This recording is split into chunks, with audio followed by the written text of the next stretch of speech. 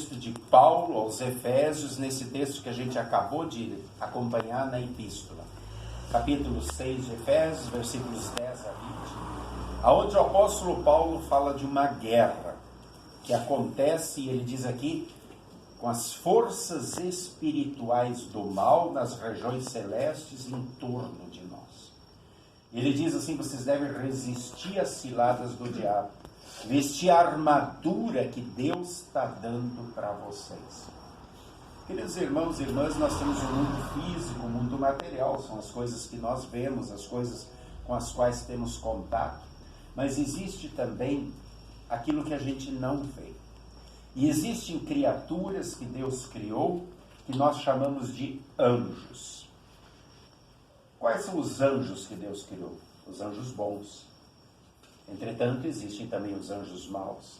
A Bíblia diz que uma terça parte dos anjos se desviou, apostatou. Diz lá que caíram ou se rebelaram contra Deus, seguindo Lúcifer, que era o anjo da luz, que por orgulho quis afrontar Deus, e assim Deus cria um inferno para esse anjo e aqueles que o seguem, que nós chamamos de demônios. Aqui na Escritura são chamados de principados e potestades. Paulo diz: a nossa guerra não é com carne e sangue, é contra os principados e potestades. Potestades e principados, quer dizer, eles têm muito poder. Quando é que foram feitos os anjos? Não sabemos. Mas foi nos 6 dias da criação. Porque quando é feita a criação, quando a Bíblia, Deus termina a criação, diz lá: Deus criou todas as coisas, no 6º dia fez o homem, né? Terminou ali, e criou todas as coisas no céu e na terra, e também os seus exércitos. Então, em algum desses momentos, ele criou os exércitos, que são exatamente os anjos. Quantos são os anjos? Milhares e milhares. São muitos, porque o próprio Jesus, em determinado momento, disse assim: se eu quisesse proteção, eu pediria ao Pai, e Ele mandaria 12 legiões de anjos, ou seja, já seriam milhares de anjos. Então, se existem milhares ou milhões do lado do bem, existem também do lado do mal. Como é que são os anjos? Nós sempre temos aquela aparência do anjo com 2 asas, né? Esse anjo, ele não tem essa explicação na Escritura. Na Escritura Sagrada nós conhecemos os querubins, os serafins e os arcanjos. Os querubins, nós vemos lá no Antigo Testamento, eles têm um rosto com 4 formas diferentes, então é um anjo muito esquisito. O serafim é um anjo que tem 6 asas. Aparece lá na Escritura Sagrada que eles... serafim quer dizer aquele que brilha. Por que ele brilha? Porque ele está sempre na presença do Senhor, louvando a Deus. Então o brilho intenso da presença do Senhor faz com que eles também brilhem. E lá diz que essas 6 asas, 2 são para cobrir os pés, 2 para cobrir o rosto na presença do Senhor, e 2 então para bater e para voar. E os arcanjos são os anjos que não têm asas. Eles usam então a forma humana. Conhecemos alguns nomes de anjos. A Bíblia fala em Miguel e fala em Gabriel. Miguel sendo o anjo guerreiro de Deus, aquele que lutou contra o próprio diabo. Quando o diabo se revoltou, Deus disse: Miguel, expulsa ele daqui.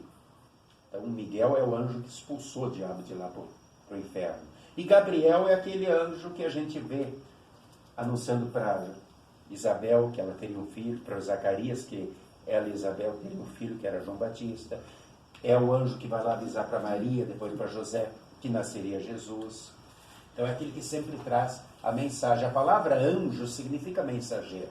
Então eles são os mensageiros de Deus, os que trazem as notícias, mas também aqueles que nos defendem e nos protegem.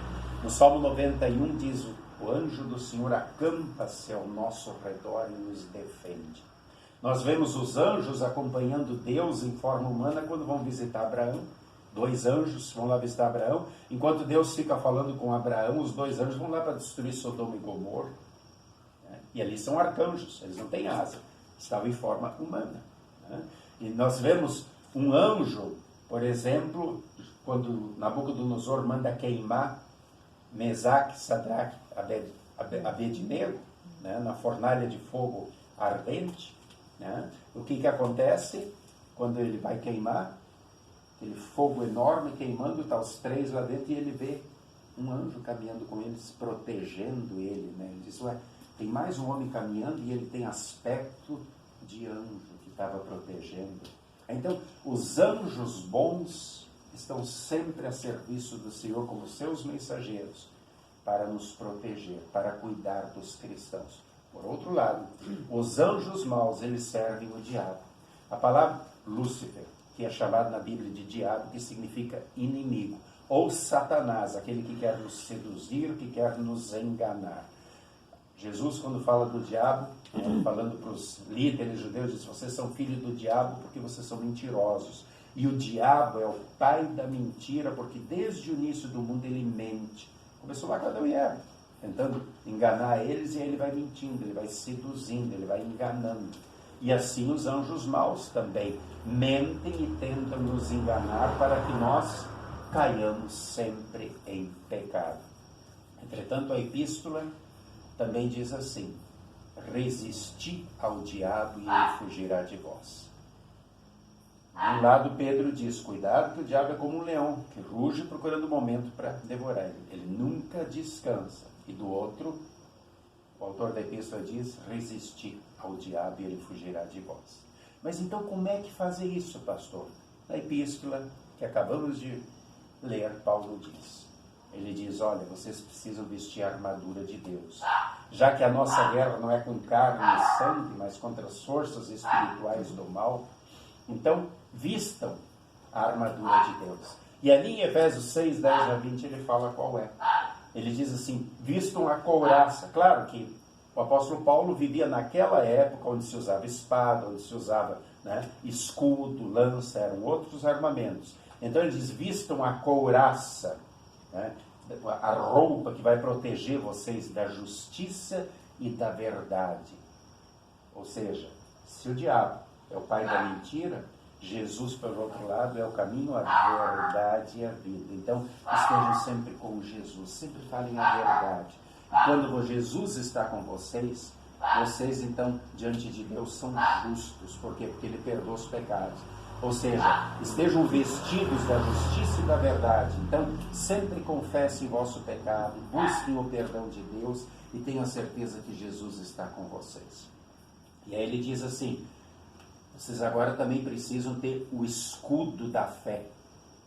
O escudo era usado para proteger das lanças e das flechas. Ele diz assim, vocês precisam ter o escudo da fé para proteger vocês dos dardos inflamados do maligno, ou seja, das lanças, das flechas que o maligno, o diabo, sempre vai atirar contra vocês. Que é a ira, a raiva, a fofoca, a desorientação, a dúvida, o medo, tudo aquilo que o diabo quer usar para nos confundir. A gente precisa defender com o escudo da fé. Se eu tenho fé em Deus, se eu confio em Deus, eu não deixo me iludir pela dúvida, pelo medo, pelos ataques do inimigo maligno. O que mais Paulo diz? Calçai nos pés o evangelho da paz. Ou seja, onde vocês estiverem caminhando, levem a paz do evangelho. Qual é a paz que o evangelho dá? O evangelho diz que a gente tem um Salvador. O evangelho aponta para Jesus. Diz, ó, Ele morreu pelos vossos pecados. Então, aonde vocês estiverem caminhando, por isso calçai o evangelho da paz. Sempre de novo falem do evangelho. Para quê? Para que vocês possam ajudar a evangelizar o mundo. E dessa maneira, a guerra estará sendo vencida, porque pessoas que estão do lado do maligno vão ser convertidas pelo Espírito Santo e também se tornarão cristãos. E aí ele fala assim ainda, qual a última? Tem mais duas armas. Capacete da salvação. O capacete se usa na cabeça. Por quê? Porque aqui é o lugar onde está o cérebro, onde a gente raciocina. Então use o capacete da salvação, ou seja, tenham sempre a certeza na cabeça de vocês que vocês estão salvos. Não deixem a dúvida balançar vocês. Vocês estão salvos, vocês são cristãos. Deus está com vocês. Então tenham a certeza da salvação, da vitória, porque Ele está com vocês. Então que esse capacete não deixe nada penetrar na cabeça de vocês. E nós temos uma arma de ataque. que Paulo diz, a espada do Espírito, que é a palavra de Deus. Ou seja, quando o diabo atacar, defendam-se, né? Cabeça, pé, escudo, mas também ataque. A espada do Espírito, que é a palavra de Deus. Através da palavra de Deus, o Espírito Santo ataca. Ou seja, resista ao diabo e ele fugirá de vós. Como é que Jesus usou a palavra de Deus para afastar o diabo? Quando o diabo atacou ele, quando ele estava aqui, com as tentações, Jesus disse, está escrito. Diante das tentações, está escrito. Está escrito. Jesus usou a espada contra o diabo o tempo todo, dizendo, olha, meu pai na Bíblia diz isso, então eu não vou fazer o que é errado. Meu pai na Bíblia diz que isso é importante, então eu vou fazer o que é certo. Então que nós sempre leiamos a Bíblia, nos alimentemos da palavra de Deus para termos essa espada na nossa mão e respondermos os ataques do diabo com a espada do Espírito, que é a palavra de Deus, levando o Evangelho às pessoas, para que essa batalha espiritual que é travada de cristãos contra as forças espirituais do mal, possa sempre de novo ser vencida por nós. Já somos vencedores porque Cristo venceu o diabo, o inferno e a morte, mas ainda estamos na luta porque ainda não chegamos lá. E aí Paulo termina dizendo, e não esqueçam de muita oração. Muita oração. Por quê? Porque com a oração estou conversando com Deus. Com a oração eu estou expondo as minhas fraquezas, as minhas dificuldades. Né? E Deus, Ele está ouvindo a oração e Ele está atendendo a oração. E principalmente, que Deus sempre mande o seu anjo forte para acampar-se ao nosso redor e proteger a nossa casa, a nossa família e todos nós dos ataques dos anjos do mal. É uma guerra que acontece, uma guerra que a gente não vê, mas está acontecendo o tempo todo. Então, os anjos do bem estão ao nosso lado. Tenhamos sempre essa certeza. E peçamos sempre que Deus nos mande o seu anjo protetor para estar ao nosso lado. Tem uma figura muito bonita, os quadros que tinham antigamente algumas casas, aonde tem duas crianças atravessando uma pinguela, tipo uma pontezinha, né, com corda amarrada, assim, sobre um precipício chovendo, uma criança com a mão dada na outra e por cima o anjo protegendo as crianças. É assim que funciona.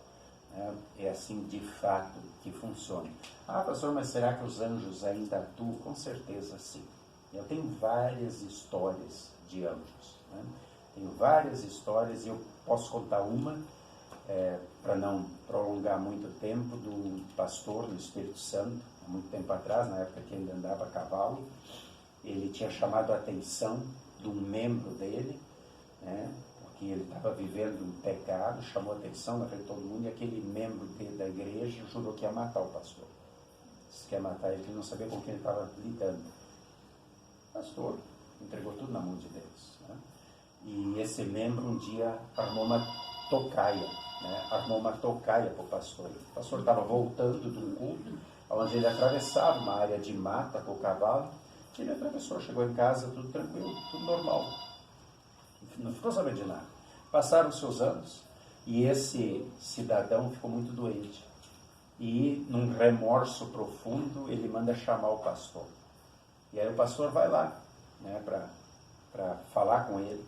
E lá no leito da morte, ele pede que o pastor ore por ele e diz, pastor, eu tinha prometido matar o senhor e eu ia matar o senhor. O senhor lembra de determinado dia, logo depois daquele nosso problema, que o senhor vinha voltando de cavalo, eu estava observando e eu armei a tocaia e estava lá com a arma esperando. Eu só não atirei porque eu achei que o senhor vinha sozinho. Quando eu vi aquele monte de gente com o senhor de cavalo, tudo vestido de branco, fiquei quieto. Onde é que o senhor arranjou aquelas pessoas para acompanhar o senhor? Eu estava observando o senhor, e o senhor lá da igreja, eu vim na frente, o senhor saiu sozinho. O pastor disse, não tinha ninguém comigo. Eu saí sozinho e voltei sozinho. Então os anjos do Senhor estão ao nosso lado. Que tenhamos esta fé. A gente não deve orar para anjo, a gente ora para Deus. João, quando recebeu a revelação no Apocalipse, o anjo mostrando para ele, João quis se ajoelhar na frente do anjo, o anjo logo levantou e disse, não faça isso. Eu sou um bom servo, eu também sou uma criatura. ore e adore somente a Deus.